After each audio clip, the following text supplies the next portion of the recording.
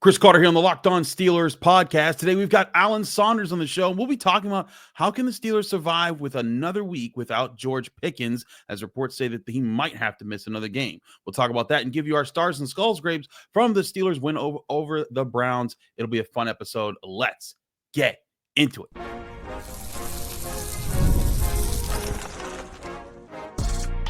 You are Locked On Steelers, your daily Pittsburgh Steelers podcast. Part of the Locked On Podcast Network, your team every day.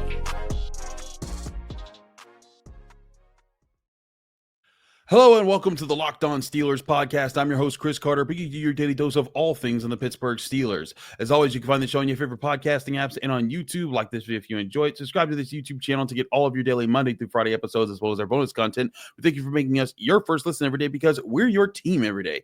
And today's episode is brought to you by Prize Picks. Prize Picks is daily fantasy made easy. Go to prizepicks.com/LockedOnNFL. Use code all lowercase LockedOnNFL to win $50 instantly when you play $5 more on them later. As I said before, we're joined by the man himself, Alan Saunders. He's back in the building. We're happy to have Alan back as always. Now, Alan, reports surface. My colleague Jerry Dulac from the Pittsburgh Post-Gazette reporting that the Steelers expect to, or George Pickens is expected to miss next week's game as well against the Philadelphia Eagles. That corroborated by national reporters as well. Alan, the perspective, the possibility of George Pickens missing multiple games was something that was dreaded early on this season, before this season, when it was looked at, hey, they don't have another number one wide receiver on their roster, another guy who could step up into that big playmaker role. They found a way to survive it this week against the Browns. But now you're going up against a really good team against the Eagles, and I want to get your perspective. What do you think's going on here? Is this just precaution? Is he really, really hurt bad? Or are the Steelers, is this sort of some strategies to make sure that he's going to be fresher for the more important AFC games down the road? No, I mean, I think, the thing about these injuries is that, when the initial injury happens, it's often pretty difficult to really get a read on what's going on. And so it usually takes like a day or two or three, sometimes even, to have like a good sense of how long someone's going to miss. So like, I don't think it's crazy that a guy could be considered questionable on Friday and then end up missing 2 weeks. In fact, the same thing happened to Russell Wilson when he re-injured his calf. Remember that first week we were saying, oh, is he going to play? Is he not going to play? And then he ended up missing 6 weeks. So I don't think it's just because if George Pickens can play, he's going to play. But we'll see where things go. I don't think. Look, I mean, I think they're in better shape than they were since they traded for Mike Williams. Since they added Ben Skoranek, I think they've bolstered the lineup somewhat, but it's still not going to be pretty without George Pickens in there. I don't think. I think the thing is if you face a team that has really good corners, they can just press you and just take away. They force your receivers to have to be playmakers and not just guys that find soft spots of defenses. That's what's going to be a problem, because then you won't get guys getting open. You're going to have to really try to force some footballs, and that's not what this Steelers offense is really about. It's not about forcing the ball unless you're throwing a jump ball to George Pickens. It's more so about, in my opinion, about trying to just take the open man, read where the defense isn't, and going there. But again, when you don't have that star receiver that scares defenses from trying to play that aggressively, it makes it easier for them to be that aggressive, and makes it harder to find those soft spots because they're just playing that tight all game long. Granted, we have seen playmakers on this offense emerge. Calvin Austin's made some big plays. Pat Freiermuth has had a few really good games strung together. We saw Mike Williams and Scotty Miller make catches down the field on some of those back shoulder deep throws that Russell Wilson loves to hit people with. But I think the big thing is Alan, as we know this, it's kind of like back when the Steelers offense wasn't really good in past years, and it's, can you rely on those types of things to get you over the hump, or can you survive off of them in spurts? And I think that's what they did in this Browns game. The Browns, as George Pickens stated in the previous Browns game, they're not a good team, and so they were able to kind of do that and get by against them. But the Eagles are a good team, and That's a defense that has young, talented corners, athletic guys. I don't think it's going to be as easy to just try to pick up and move the ball down the field with Mike Williams and Ben Skowronek and guys like that. Maybe Pat Freiermuth if they can get him going. But I think that if George Pickens is sitting out for this one, it's tough. But I also think that if this is part of a long-term plan to make sure, hey, don't make an injury worse. You can beat the Browns, and if you lose to the Eagles, it's a non-conference game, so it doesn't hurt you as much in the playoff chances. You really need George Pickens for Ravens, Chiefs, Bengals. I get it if that's the strategy right now. Well, the Philadelphia Eagles are second in the NFL, 178.5 passing yards against per game. The Baltimore Ravens are the exact opposite. They're dead last, 264.9. So, like, do I think they can limp past the Eagles without George Pickens? Probably not. Do I think they can limp past the Ravens without George Pickens? Still win the division, get to where they want to go, and then get them back for January? Yeah, I think that's possible. So I think it just depends on that. Are they going to win in the playoffs without George Pickens? No. No. Maybe they'll win a game, but they're not gonna fulfill their potential without him. So they've got to find a way to get him back healthy and keep him healthy. That's notorious with hamstrings, is that guys try to come back too soon. They end up longer. We saw it with Roman Wilson this year. Got hurt in practice, tried to come back. Has been five going on 5 or 6 weeks now. He's been out, still not back yet. Happened last year with Pat Freiermuth. Said Thursday, I'm good to go. Then tweaked it, then was out another 5 or 6 weeks after that. And so if he, at this point in the year, if he re-injures it, he's done. You can't really play around with it. You got to let it heal and be as careful as you can with it. And what happens this week, next week, even the week after, doesn't matter nearly as much as what happens in the playoffs, even though this is a really crucial stretch of the schedule for him. It really is when you look at this time. But again, I think if you're going to miss him for a couple of games, if it is a couple of games, these are the two that you miss him for: Browns and Eagles. Well, and the Eagles, because the Eagles is the NFC game. I think that's the big deal. Like right now, they're now that won't matter for the division, but that'll matter for seeding where they land in the AFC. If they want to avoid being the 4 seed and playing Baltimore for a third time, losing to the Eagles doesn't hurt as much as losing to somebody else. Right. And I think here's the other thing. Yeah. If you get him back for the Ravens game, you can clinch the division in Baltimore with that game there, if you haven't already. And then of course, if you could finish strong, with the Chiefs and the Bengals, and you find a way to come out to that part of the schedule strong, then you're putting yourself in a position, as you and I have talked about a little bit off air, the potential of being the 2 seed and not having to go to Buffalo and to Kansas City to get to the Super Bowl would be huge. If you're making at least Buffalo come your way for a game, if you're able to, you're the 2 seed, you're most likely host the Broncos or the Chargers or one of those teams. You've beaten both of them in your house before. You could probably do that again if you play to your potential. Then you can get that Bills team or whoever wants to come to town in the second round. And I think that's what the Steelers are trying to focus on right now, is the big picture. And sure, not having George Pickens, it hurts. And this was what a lot of people wondered about it, why didn't they go after a bigger name wide receiver to get behind George for this very moment? But as we saw, they were able to survive without him last week. I think they're going to have to try to do it again this week. They might not. The Eagles are a good team, and the Steelers are cursed in Philadelphia. They can never win there anyways.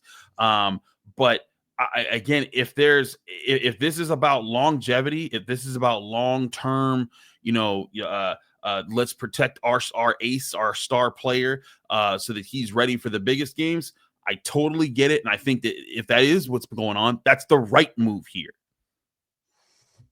Yeah, I think so. And I think playing for some home field is definitely worth playing for, but I think you got to prioritize where you can prioritize. And certainly, if you got to, the other thing here is the compactness of the schedule. Each of these next weeks is a short week. So when you're looking at playing George Pickens against the Eagles, you're looking at not only can he play against the Eagles, but can he turn around and recover on a short week to play again against the Ravens? Because if the answer to that question is no, then you'd rather not play him against the Eagles and have him for Baltimore.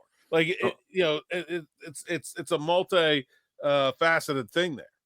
Oh, and by the way, after you turn around and do that short week against the Ravens, you got to turn around and do an even shorter week against the Chiefs. And so, to your point, that is not an easy task. It makes sense. The Steelers, if they lose this week without George Pickens, I don't think it's a death knell. But I think the biggest thing is if they lose George Pickens for their season, that is a death knell to and I don't think they'd be favored to win this game even if George Pickens was going to play. I mean, this is going to be a tough game no matter what. Like, this is always going to be a tough game. Yeah, absolutely. We'll get to our stars and skulls grades here next on the Locked On Steelers podcast. I'm your host, Chris Carter, here with Alan Saunders. Stick with us. We'll be right back. But first, remind you this show is also brought to you by Ice Shaker. I know you're like me and your holiday shopping list is, let's just say, far from complete. Well, if that's the case, I've got the perfect gift for the passionate sports fans in your life. Perhaps you've heard of Ice Shaker. Ice Shaker is now officially licensed with the NFL, NHL, NBA, NCAA, and MLB, and will make the ideal gift. Created by and used by the Gronkowski brothers, Ice Shakers has sold over 1 million bottles. They have changed the game with workout bottles, and this is the gift you've been looking for. Go to iceshaker.com and use the code LOCKEDONNFL at checkout to save 25% on your order. Kitchen grade stainless steel bottles that won't absorb odor like the plastic bottles do, plus patented twist-in agitators that breaks up the powders but is silent when you shake it instead of the annoying ball. It's customizable. Send us your logo and check out our custom shop to customize your favorite bottle. Turnaround time on custom bottles is 3 to 5 business days. Order your team branded bottles at iceshaker.com. Use the code LOCKEDONNFL for 25% off your order. Ice Shakers, show your support for your teams with the best branded workout bottles on the market. That's Ice Shakers. We're also brought to you by Prize Picks. Prize Picks is the easiest and most exciting way to play daily fantasy sports. Unlike other apps on Prize Picks, it's just you against the numbers. Instead of battling thousands of other players, including pros and sharks, you just pick more or less on 2 to 6 player stat projections and watch your winnings roll in. Prize Picks is the fun and easy way to play the new daily fantasy platform where, again, you're just picking against the numbers. You're not playing against other players. It's also the only real money daily fantasy platform with any injury insurance policy. Your lineups stay in play even if one of your players gets injured. If your player leaves in the first half but doesn't return in the second, the Prize Picks will keep your lineup live. Plus, Prize Picks invented the flex play, which means that you can still cash out your lineup even if it's not perfect. You could double your money even if one of your picks doesn't hit. And now on Prize Picks, you can win up to 100 times your money with as little as making 4 correct picks. Prize Picks includes NFL, NBA, MLB, NHL, college sports, and so much more. Download the Prize Picks app today or go to prizepicks.com to sign up and play daily fantasy sports. That's prizepicks.com/LockedOnNFL. Use code LockedOnNFL and you'll get $50 instantly when you play just $5. That's code LockedOnNFL to receive a $50 bonus for just playing $5. Prize Picks. Run your game.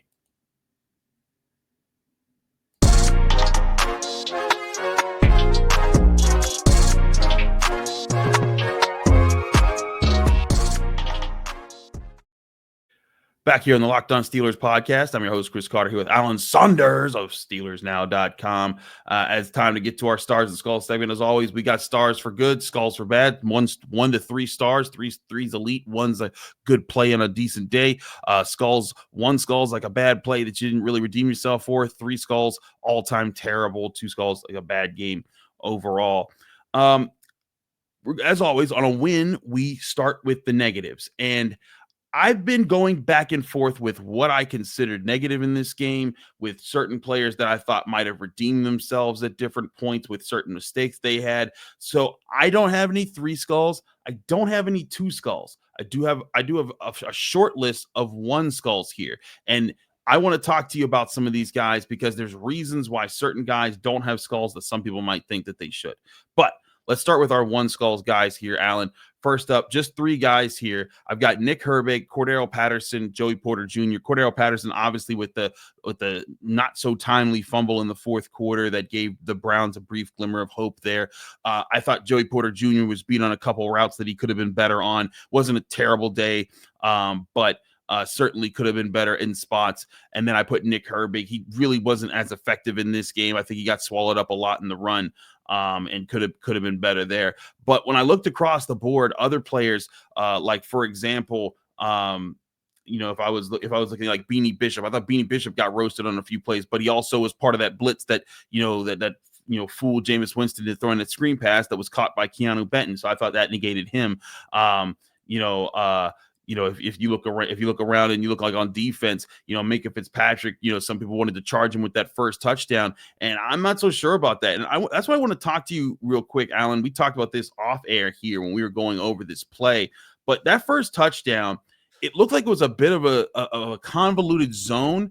And it looked like someone was misaligned in this spot here, because it looked like Minka Fitzpatrick sort of took on Jerry Jeudy and was trying to pass him off, and then just there was no one there to pass him off to, and that opened up the end zone. What did you see on that play, and what have you seen from the secondary when like those moments kind of happen?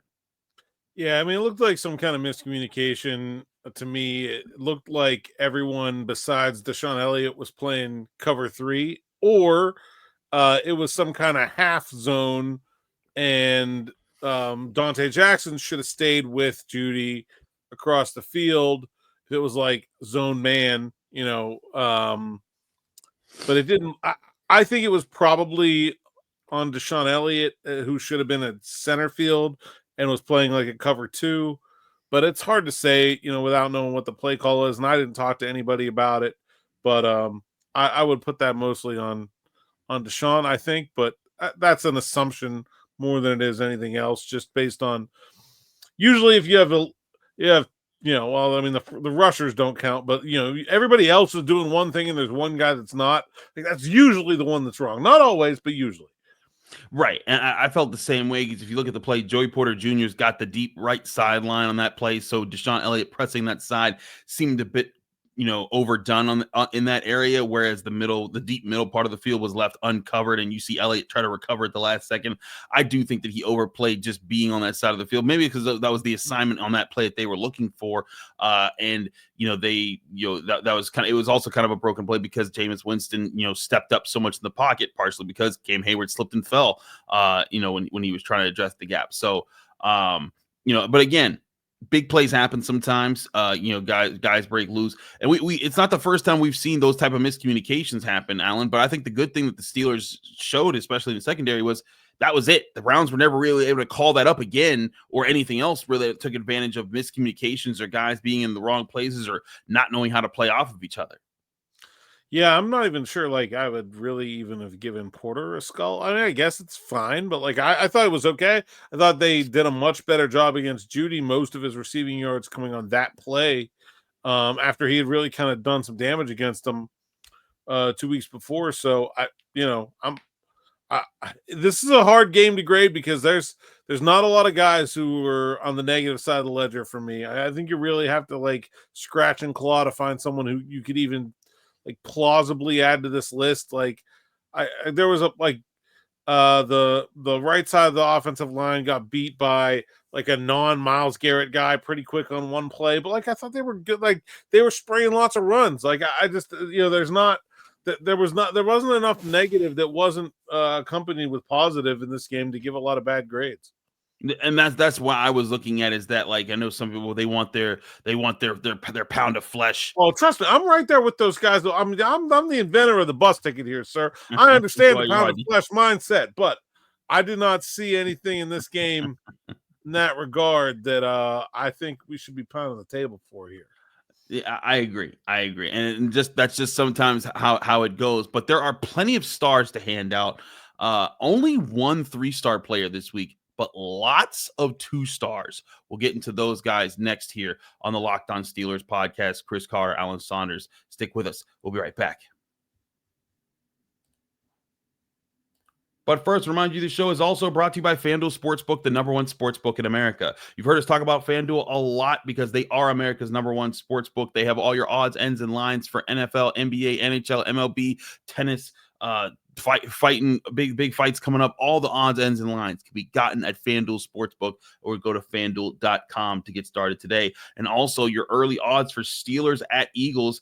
Right now, the Steelers head into this game as road underdogs. Of course, the Eagles at home, where the Steelers have not won since the 60s, literally since before Chuck Noll was even coaching. But the Steelers are 5.5-point dogs on the road. Their money line currently sits at plus 200. Eagles minus 245. The over-under set at 43.5 points. Where will you put your money in the battle for Pennsylvania? Be sure to do so only at FanDuel.com, the number one sports book in America. And today, you get started on FanDuel. If you're a new customer, you can get $150 in bonus bets with your first bet of $5 or more hitting today. That's $150 of free bets to new customers if you hit on just a bet on your first bet of $5 or more. Only on FanDuel.com. Visit FanDuel.com to download America's number one sports book.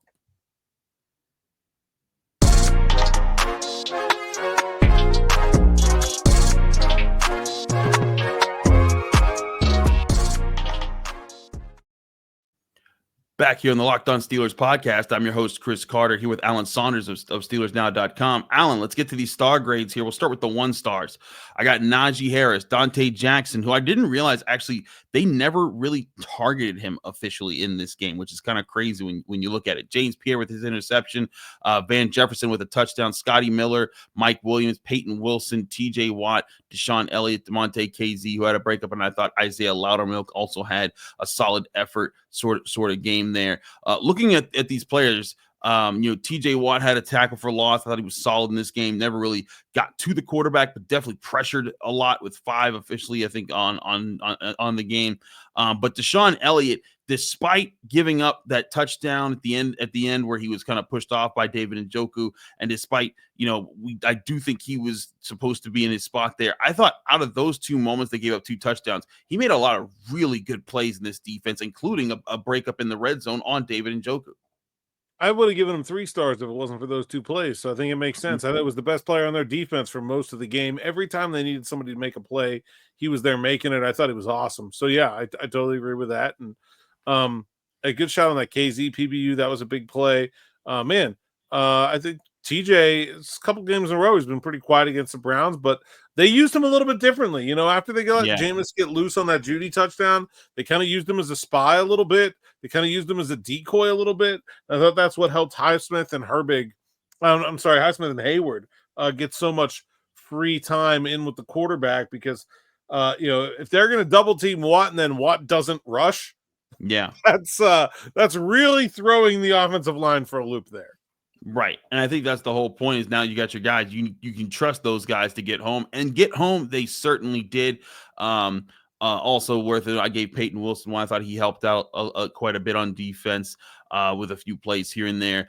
Mike Williams, Scotty Miller, Van Jefferson, all the backup receivers stepping in and making big catches. Najee Harris getting his touchdown. Not a great, yards per carry average, but he gets the tough yards. That's what he does really well. Let's get to the 2 stars here. And I mean it. We've got a lot of 2 stars. This might be the most 2-star grades I've ever given out for a single game.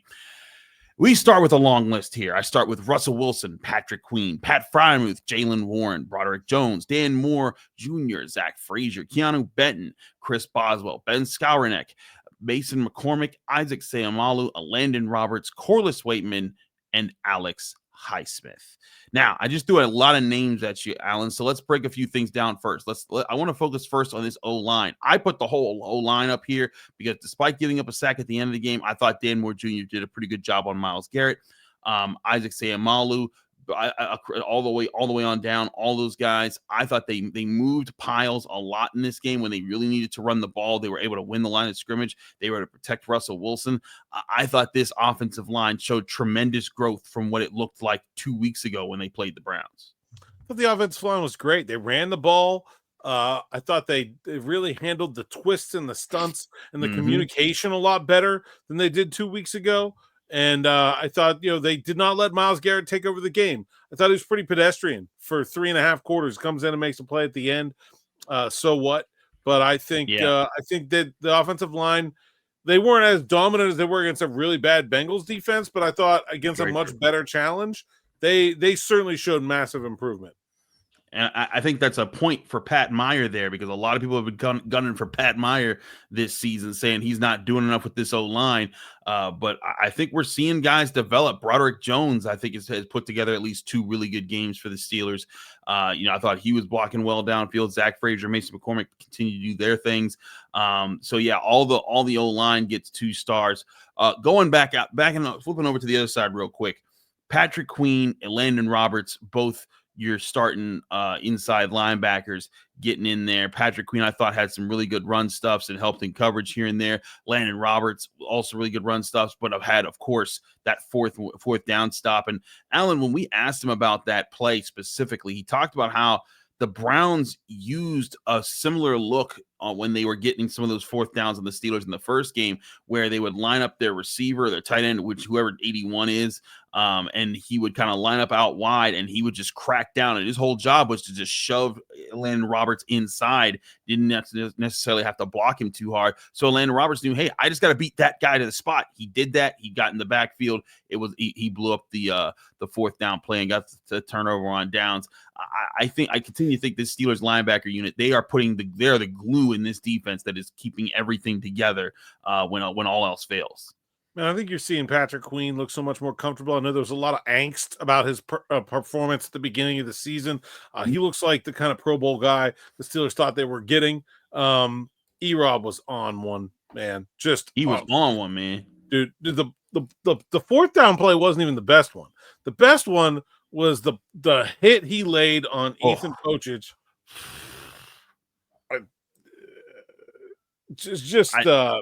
I don't want E-Rob running downhill on me, man. I don't need my body couldn't. I've been hit by a car before. I've literally been run over by a car before, and I'd rather do that than have E-Rob just hit me with a full. I thought that was their best game together. I thought they were awesome. And then I thought, like, Keanu Benton, the interception,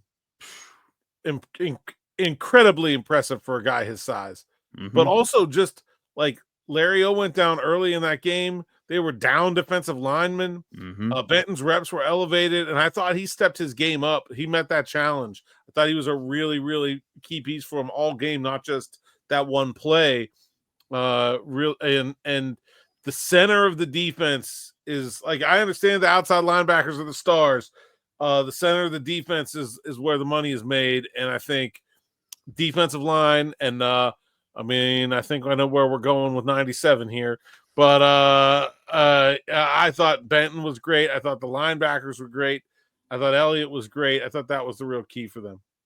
Absolutely. Also, shout out Skowronek and Waitman, both getting 2 stars. Skowronek, not just for the punt recovery, but because he was also blocking his butt off on some of those plays. He continues to be a really good run blocker for the Steelers in tight spaces where they need receivers. And Corliss Waitman averaging 52 yards per punt in this game, much better than the punt that he had against the Browns than the last time. And of course, this time around, he punts the ball up so high, it gets muffed, and Skowronek's all on it there. Boswell also gets 2 stars as well. So, as you said, Alan, we kind of know where it's going. There's one 3-star guy, and this week it is Mr. Cam Heyward himself. Alan, we continue to talk about every week. People said this man was finished. People counted this man out. They said, why are you extending him? And he keeps proving the Steelers right about him every single week. And he keeps being consistent. And now, Alan, tell me if this is crazy, but there's some people suggesting that he's putting himself in Defensive Player of the Year category here, simply because when you look at it, this man has 8 sacks. If he gets 2 more in his last 4 games, he'll have his 3rd double-digit sack season in the last 4 years. But this is not a year where TJ Watt has 22 sacks or 19 or is leading the pack. I believe the league leader is still at 11.5 right now. So Trey Hendrickson. Trey, and he didn't. I don't think he sacked the Cowboys once. On Monday. I guess yeah. I wasn't watching, so. But I don't think he did. But here's the thing: he's right behind the top of the pack, and again, he's an interior defensive lineman. You know, I remember when Aaron Donald was winning Defensive Player of the Year, and people were saying, "Well, he doesn't have more sacks than TJ Watt." It's like, doesn't matter. He takes on double teams. He's up the middle. It's a completely different position. Cam Heyward's doing that now. He's not Aaron Donald. He's not, completely destroying everything by himself, but he is a wrecking ball. And the defense feeds off of it, and he feeds off of it. and opponents have to respect it every single time he's on the field. He's been the best player on their defense, and I like that's incredible to say at 35 years old. And considering the rest of the talent on the defense, it's not like the rest of them are bad. The run stopping has been incredible. The pass push for him has always been a bonus, but it's been a bonus that's been coming up big.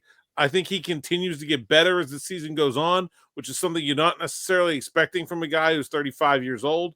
But I think he's playing his best ball right now, like right now. These last couple of weeks, again, Larry going down, just no big deal. Keep moving. He's been incredible, and I think the will he win Defensive Player of the Year? I think probably not. Probably but not. like I think he certainly deserves to be in the conversation.